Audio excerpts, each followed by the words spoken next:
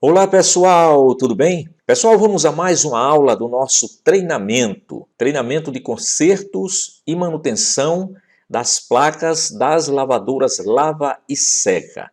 A aula de hoje, pessoal, é referente às placas de interface, tá? Estou aqui com 3 placas de interface de lavadoras diferentes, né? Estou com a placa da LG, uma placa da Electrolux e uma outra placa da Samsung. Então vamos pegar essas 3 placas e vamos estar fazendo um resumo aqui, né, do funcionamento dessas placas de interface. Tá? O pessoal fica muito preocupado, né, quando o defeito está relacionado com a placa da interface. Então já vamos aproveitar esta foto aqui, que é uma foto de uma placa interface da lavadora Electrolux, modelo LSI09.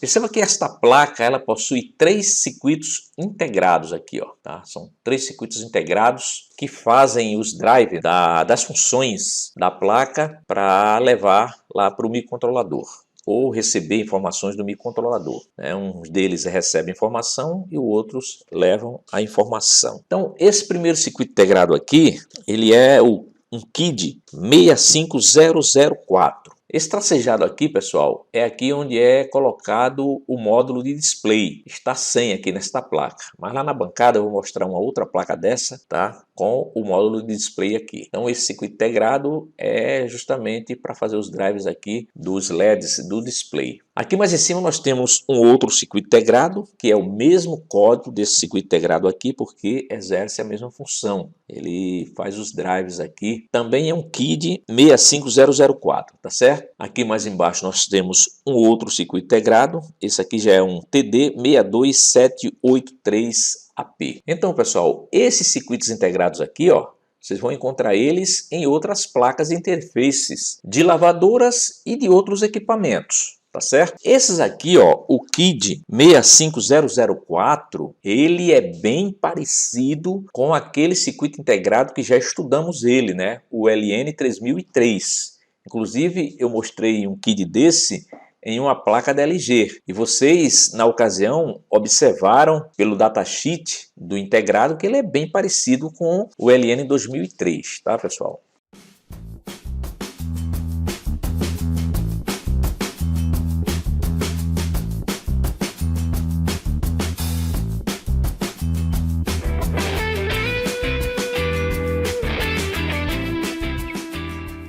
A maioria dos fabricantes de componentes eletrônicos, eles costumam colocar um circuito, né, um pequeno circuito ali na folha datasheet para demonstrar como se faz a polarização do componente, né? E os projetistas, a maioria dos projetistas, eles pegam esses circuitos e aplicam nos equipamentos que eles estão projetando. Então você vai pegar alguns equipamentos, tá? Você vai lá no datasheet e você vai ver que o circuito que está lá no datasheet muitas vezes é bem idêntico àquele circuito que está naquela placa. Então isso ajuda bastante, pessoal, beleza? Essas informações vocês não podem esquecer. Agora nós vamos estar falando sobre alguns defeitos que essas placas apresentam, né? Eu mesmo já peguei muitos defeitos estranhos nessas placas. Eu vou estar passando para vocês aqui alguns deles.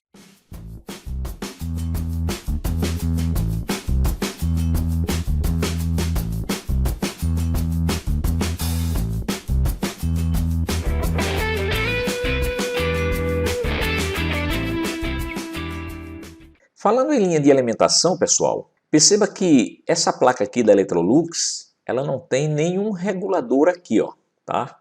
A alimentação dessa placa aqui, ela vem direto da placa principal. E a maioria dessas placas, elas são alimentadas com 2 tensões. Uma tensão de 12 volts, mais ou menos, e uma tensão de 5 volts. Algumas recebem só a tensão de 12 volts que vem lá da placa principal. Aí passa no regulador, né, ou 2 reguladores, depende, e alimenta a placa.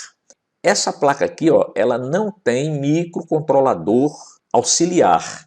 Tem algumas placas de interface que tem microcontrolador auxiliar. Seria um outro microcontrolador aqui na placa de interface, né? Fazendo comunicação com o microcontrolador da placa principal. Que não é o caso dessas, daqui não tem o microcontrolador externo. Vou até pegar aqui o lado cobreado aqui dessa placa. Está aqui, ó, o lado cobreado dela. Perceba que nós não temos nenhum componente aqui no lado cobreado dessa placa, tá? Então é uma placa que recebe todos os comandos lá da placa principal.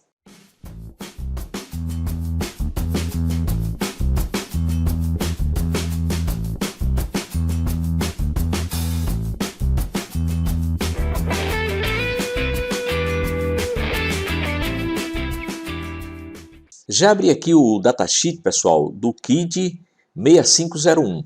Na verdade é uma série, vai do 01 a 04, tá? O que muda nesses numerais aqui é o valor de corrente, tanto de entrada como de saída do circuito integrado. Nós não vamos entrar muito em detalhe aqui nos dados da folha do datasheet, porque a nossa intenção aqui é só mostrar para vocês que esse circuito integrado aqui, ele é bem parecido com o circuito integrado LN 2003, como eu já mostrei para vocês. Então chamamos isso aqui de entrada e esses pinos aqui de saídas. Então temos aqui, ó, o GND, que é o pino 8, e a tensão de trabalho aqui do circuito integrado, a tensão de alimentação, entra através do pino 9. Então perceba que tem a mesma semelhança. Lembra que eu coloquei aqui, né, cerca de 4 volts, 4,5 volts aqui, para ele acionar aqui, né, fazer o acionamento aqui dos relés.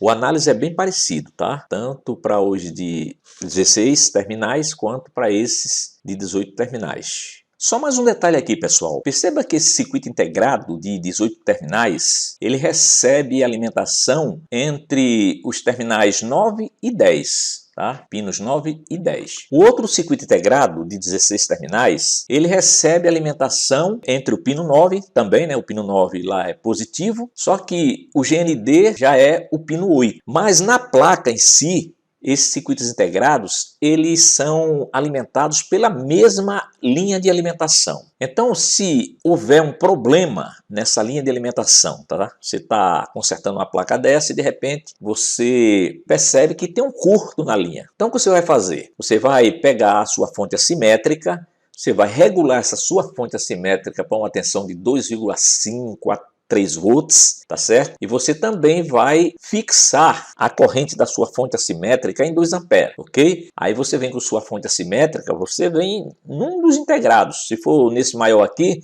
você vai colocar o positivo da sua fonte aqui e o negativo da sua fonte aqui no pino 10. Você fazendo isso, você está testando toda a linha de alimentação. Então, o componente que estiver apresentando problema na linha de alimentação, ele vai esquentar, igual eu já mostrei para vocês em outras aulas. Ele vai esquentar e você vai saber qual é o componente culpado por aquele defeito, por aquela fuga de corrente, ou mesmo um curto. Fica bem mais fácil você usar a fonte assimétrica do que você está levantando componente por componente. Então, pegou problema nessa linha de alimentação, você chegou aqui com o seu multímetro analógico, colocou na escala vezes 1, e você veio aqui, ó, entre o pino 9 e o pino 10 desse circuito integrado, ou o pino 9 e o pino 8 do outro circuito integrado, você percebeu uma resistência baixa, você já sabe que a linha de alimentação está com problema. No caso das placas de interface, quando há um problema de curto, a fonte ela vai ficar armando e desarmando, armando e desarmando. Então você vai retirar o conector da placa de interface.